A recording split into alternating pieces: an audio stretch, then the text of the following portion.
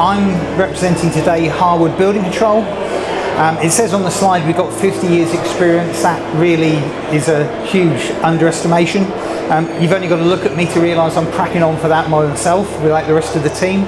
And in reality, one of the key things about competence as we talk about it is that 50 years worth of experience, or is it 1 year's worth of experience 50 times over?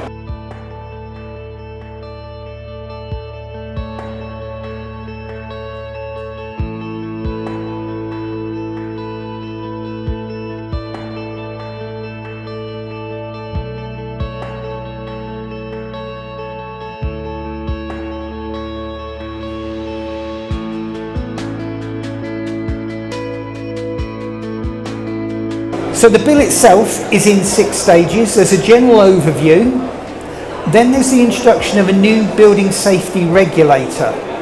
So for key buildings that are at high risk, so those high-rise buildings over 18 metres, the new building control body and the regulator will be the health and safety executive. So it will no longer be building control done by the local authority or done by an approved inspector. For those high-rise buildings, it will be building control by the health and safety executive. To do that, Section 3 of the bill proposes quite a lot of amendments to the existing Building Act 1984. So the primary legislation will still be the 1984 Building Act. It will just be amended considerably by these proposals.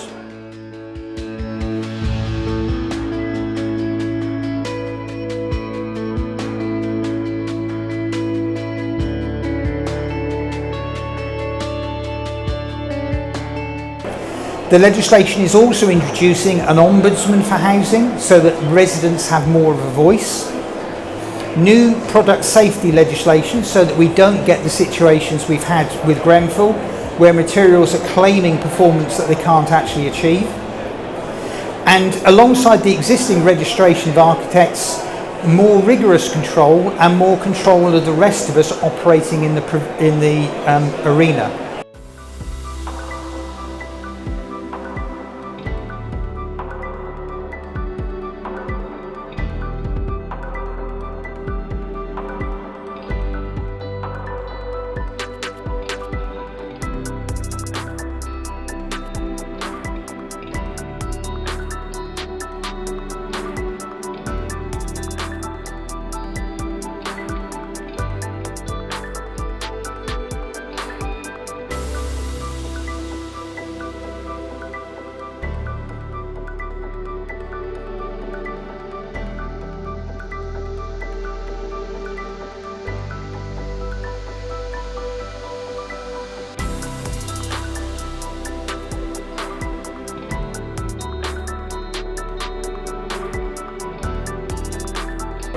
At the moment, if somebody fails to meet the requirements of the building regulations during a design or construction process, basically there's a power to enable prosecution of the person carrying out the work, which is very rarely used, and there's the ability to serve an enforcement on the notice on the owner to get the work put right. Going alongside that, there will be new compliance notices that can be issued during the construction process to identify something that's gone wrong and to get it rectified within a specified period.